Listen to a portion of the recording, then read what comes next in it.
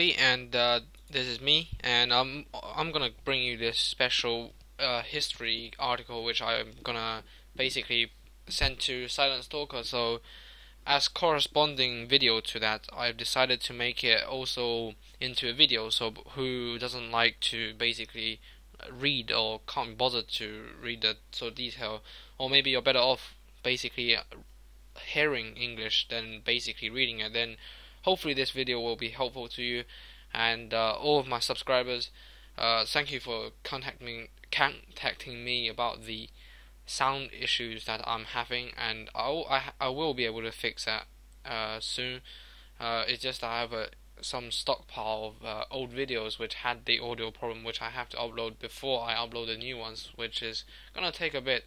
So let's get to this article then. I wrote about the Type-59, and what you need to know is that the Type-59 is a Tier 8 premium tank. Well, loads of people would love to have one of them because it's really good. So let me talk about the history of the Type-59 and also the development. So here you have the T-59, which is, look at this thing. It does not look like a T-59, right? Type T-54 or Type-59. It doesn't look like it, but this is actually one of the newest versions of the Type-59. As you can see, it developed quite a bit over the past, let's say, 50 years. So let's get into more details now. So basically, this is a T-54, which is lying around in the Beijing Tank Museum, and I've personally had the pleasure to go inside this one on my own. Basically, I got a video on that, and you can see me basically filming this thing in the video's description in the article, of course, and also on my channel I have the whole museum tour and also inside this tank. So you can see they got all the ladders, you can go up there, and this is the original T-54A, which was delivered, I believe, from Soviet Russia to Beijing, no, maybe Mongolia, but it was delivered to China so that they can manufacture this independently with some Russian supervision, I think. And this thing lies here now in the museum, and you can go in there and do whatever you want. And it was great fun, but again, I had a few like not really pro in the way that I filmed it. So I do apologize that if I do go back there again, I will make sure that I will be able to film it with a degree of profession and like make it all good and like make the lighting good and all that.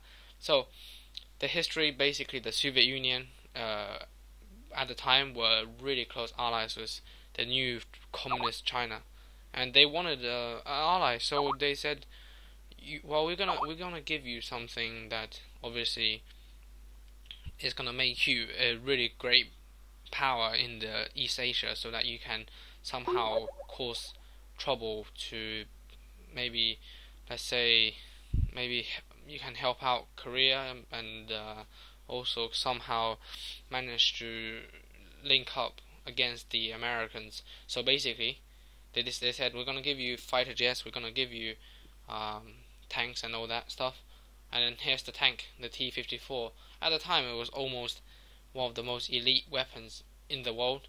So really high tech stuff. And in 1959, the parade in China had the world's best technology.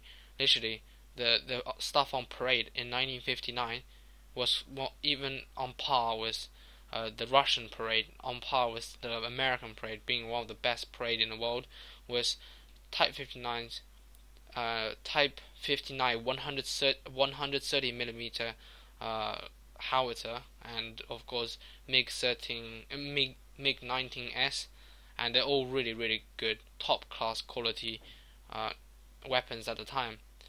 So you can see Type-59 rolling around in the, of course, the main square in China, and production began in Mongolia, Inner Mongolia, and it was the factory there. They built tanks, the Type-59. It was built under the supervision of Russian engineers, and of course they built Type-59s at the time. And the first independent, I think, Type-59 that got produced was in 1959, and also this thing was basically made here, and now it is still a tank factory making Type 96 and Type 99s, and also doing some other tank developments here and there. So yeah, some old photos of MiGs and all that they had. And yeah, the Russians in 1960, the relationship between China and Russia broke. So there was literally no support from the Soviet Union, and became eventually enemies. And so China had to design something itself to be competitive against the M60, the M48, against the Russian IS-8, and all of those, like for example T-64s and Leopard, the Leopard 1, and all those tanks. So a medium tank has to be developed to basically, let's say, replace the Type 59 service. So they decided to replace it with the I believe this would probably be English, be like either Project 122, or maybe if it's Russian, then Russian style, then you probably call it Object 122. And it's got this, they abbreviate it, the triple hydraulics. Basically, the hydraulic system on it. If you want me to go into more detail, I can make another article about it. So here's the 122. I believe this thing can actually be placed somewhere in Water Tank's Tech Tree, maybe Tier 10. I don't know, I'm not exactly sure, but yeah, this is a thing that actually eventually got failed because the technology wasn't really that good, reliable. So in the end, they decided to abandon this project. And here's the armament on the Type 59. It is an 100mm Russian. Yeah, so it's a 100mm D10TG, which is obviously the gun on the T-54. And basically, by the end of late 1960s, this gun was kind of out of date because obviously other nations such as the Russians have like even better guns mounted on the T-62 and also T-64. And yeah, this is basically kind of outdated by the end of the 60s. So let's talk about this thing which not many people know about, is that the Type 59 actually has a little hole there, and it's basically apparently a machine gun for the driver to use, so that he can drive the tank and also spray and pray at the enemy. But of course in the end they decided that they gotta stop this thing because it doesn't really do any good.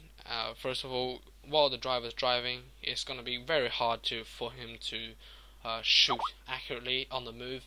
And also, you got machine guns maybe elsewhere you could use. For example, the one up here, which is anti-aircraft gun, 12.7mm to be exact. And also, one other downside is that if you put this tank on the, let's say, in a river, so the water kind of covers the whole of the tank, then water can leak in here, so you kind of gotta make it waterproof by plugging it or something like that. So it was probably too sophisticated for a battlefield, and it kind of apparently makes the armor bit weird on the front and make it kind of weaker than it should be. So in the end they decided to basically remove that weak point there and not have the machine gun. So next picture is the 12150L, which is basically a copy of the Russian engine on the T-54A. Now it produces about 380 to about, let's say, I think it was 580 horsepower between the different versions of this engine. Of course, you get some supercharged ones and also some of the original output of horsepower. And yeah, this thing was pretty one of the best engines China had at the time, and 12 represents 12 cylinders, and 150 means the cylinder diameter, or maybe if it depends on the translation. I got this result which is 150 bore. I don't know if that is the case. Maybe you call it bore in English, or maybe it's cylinder diameter, but tell me in the comments of this video if you know what the real answer of that is. but it's basically the dimension of the engine, and this thing was used on the Type 63 armored personnel carrier, and many other things used it, even commercially afterwards. So next one, we talk about the combat. So most of you probably wonder, what is the real combat of the Type 59 experience? Basically, the only time the Type 59 was able to fight on the Chinese hands was that when China and Vietnam went to war, which is, most of you are like, what? How comes China and Vietnam went to war when China was helping Vietnam in the Vietnamese war against the Americans? Well, there's a history behind that, and we're not going to talk about it in much detail here. So basically, in the end, China had to fight its own ally, which was in the past, but instead Vietnamese chose Soviet, which is, not really a bad decision at the time, considering that Soviet Union was way stronger than China. But in the end, the war started around the border area, and basically China has to use the Type 62, which is a scaled down version of the Type 59, designed for the southern terrain of China to fight in hilly, wet conditions where you get loads of rivers and like paddy fields and stuff. And normal Type 59 would sometimes be too heavy for that sort of terrain. But then in the war, they proved that the Type 62 proved to be too weakly armored. So RPGs, enemy anti-tank guns, are gonna take it out quite easily.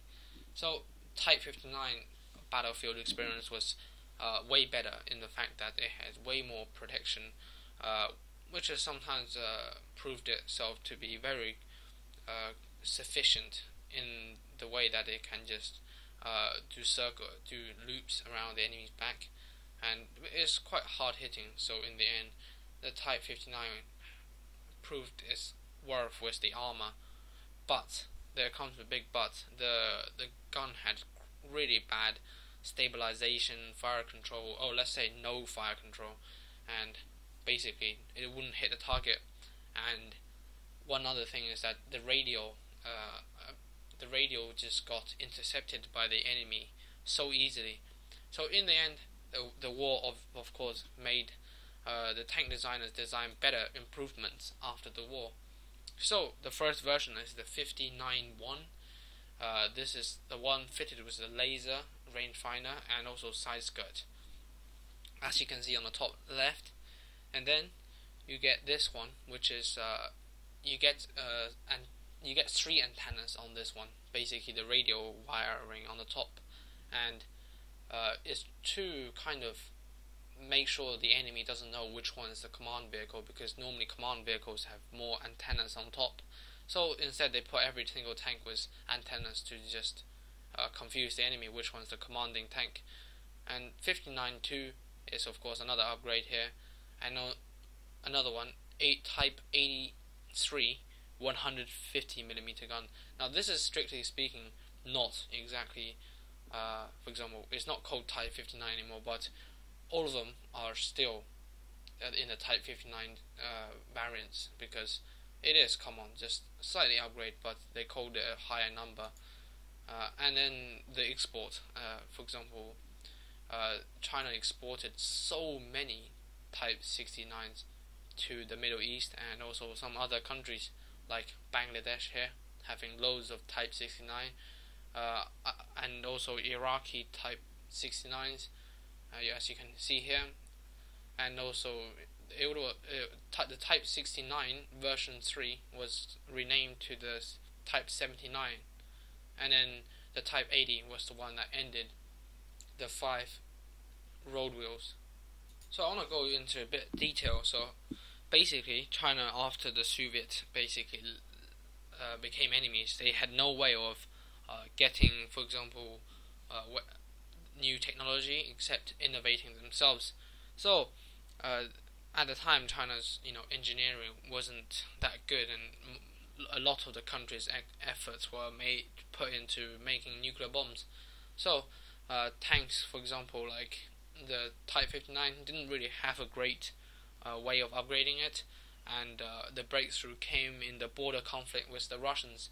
And what happened was the Russian T-62, which was a top secret tank at the time, and basically the Chinese managed to track it down, and the suspension of the T-62 was broken, and the Russians sent in artillery just to make sure it doesn't get onto Chinese hand by sinking it into the river. But a few months later, I think 3 months later, they got divers and took it out of the water and managed to find some of the details.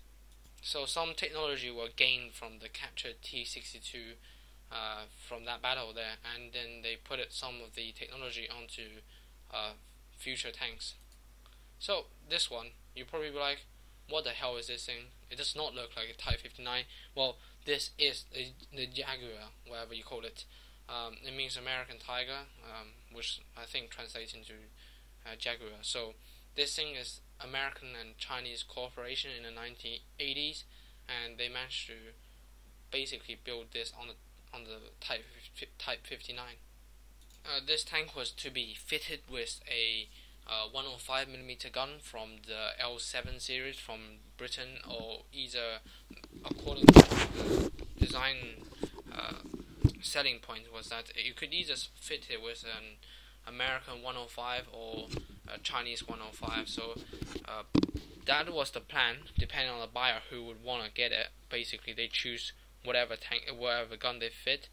And in the end, this one wasn't successful because it wasn't as cheap as the Type-59, or it wasn't as cheap as the Type-69, but it wasn't as good as the M48. So why would you want to buy this thing, was the question to a lot of people and a lot of countries at the time. So in the end, this thing was never even sold, so it ended in failure. So the Chinese army obviously had a need to upgrade the existing Type-59s they built in such vast quantities. They need to obviously upgrade it, and abandoning and basically scrap the tanks are kind of waste of metal, and also you would just lose all your tank units if you don't give them tanks to drive. So instead they chose to upgrade it. Now all they did was a pretty cheap upgrade, stabilizers and night vision and thermography, and also some reactive armors to give it some capability of shooting at moving targets while being stationary. So it's not fire on the move accuracy, it's staying still then firing, to have a capability of shooting someone. So as you can see, that wasn't really a really good upgrade here, pretty cheap one in fact. What you're looking at here is the 59-120, and this is the one fitted with the 120mm gun, which is capable of firing NATO rounds, basically the Challenger 2 and Challenger 1, I think. Well, all the 120mm guns, the NATO's fire, you can fire it on this tank. So this tank is basically to test out the capability of mounting a big gun on the Type-59. So let me tell you one trick that you can easily find if it's a Russian T-54 type of suspension. So you can see that it is about that high, and you get the gear wheels like that, and there's 5 of them. And with this size compared to the suspension, you can kind of make out that this is the T-54 chassis. So they managed to find the conclusion that in fact Type-59 could manage to carry a big gun. Basically they need to test out whether if the tank will tilt, whether it would be broken because of the size of this thing, and also recoil problems they have to discover by testing it. So next one was done within 15 years. Now they're all Type-59s, and they're all designed in a 15-year period. Now this is, I think, the newest one out of the rest. So you can see that this one is in fact a model still. So it's not made yet, or at least not shown public yet. But you can see all the various ones, and I believe this one's a Type 59 mounted with a third gen tank turret with a third gen gun, and you can see it doesn't even look close to Type 59, but it is still the Type 59, as you can see here and there. Still the suspension is the Type 59s, so it still counts as a variant. And believe it or not, the Al-Zar, I don't know how to pronounce it, it's Al-Zar or something, basically is a Pakistani version of the Type 59. China and Pakistan has been friends for a long time, so therefore Pakistan has its own stockpile of Type 59s, and they decided to upgrade it with, of course, thermograph and all those equipments to detect heat and all that sort of things. So you can see that it has loads of, for example, those reactive armors on top, and then you get this one, which is the same as the previous one, except this one demonstrates that it's got hit by RPGs, and also the frontal armors really good at defeating heat rounds, and you can see all crews in this one was managed to survive without casualty. So you can see the Type 59 does hold its own weight against new RPGs and such, and then it works. So that's the Pakistani version, and this is what's China being selling to African countries. So here's a Type 99 look. Does this look anywhere near like the Type 59 we're seeing in the other pictures? This is Tanzania, and they've been using basically Chinese training programs. They've been using Chinese style military training. They've been using Chinese weapons. It's basically they have a nickname for the army there. It's basically the People's Liberation Army in Africa. And then you can see that they use the Type 59 as chassis here, 1, 2, 3, 4, 5, and then they literally just shoved a new turret on it, put a new side onto it, and new reactive armor, a better gun on it, and make it third generation so that it can be capable of knocking out other tanks of similar, basically of any time up to now.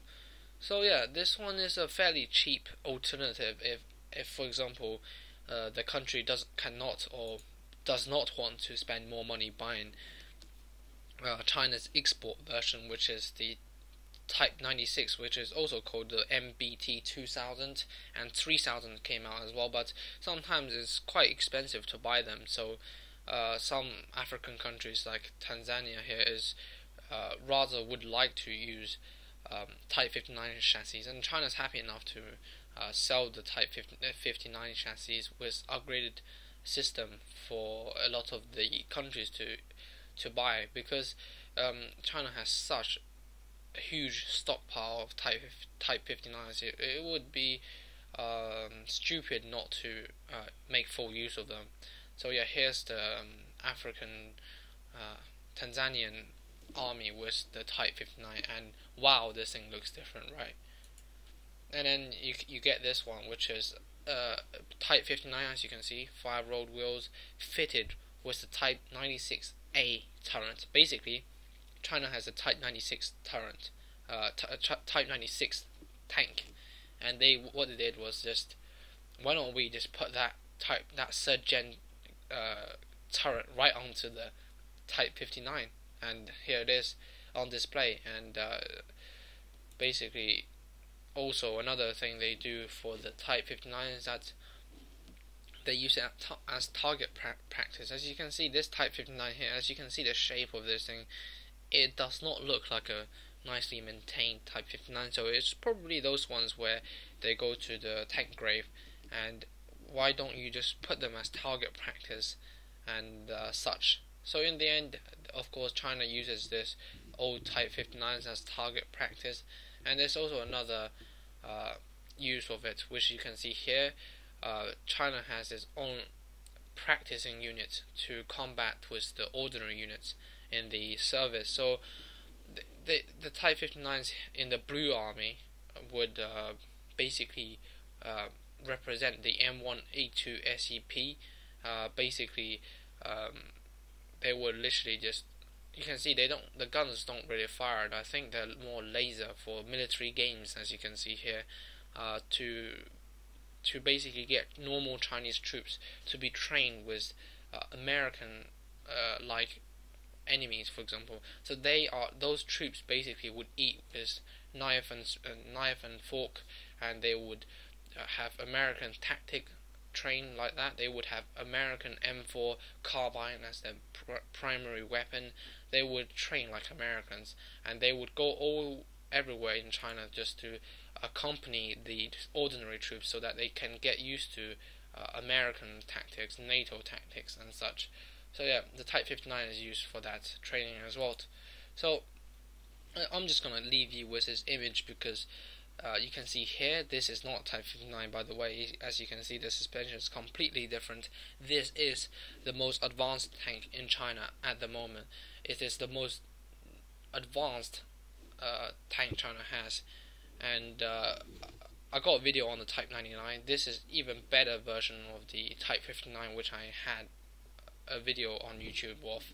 You check out that video. I talk about why and what makes the Type-99 a pretty decent competitive tank in the world, because of various technology it has is over even Western tanks. For example, let's just mention this thing.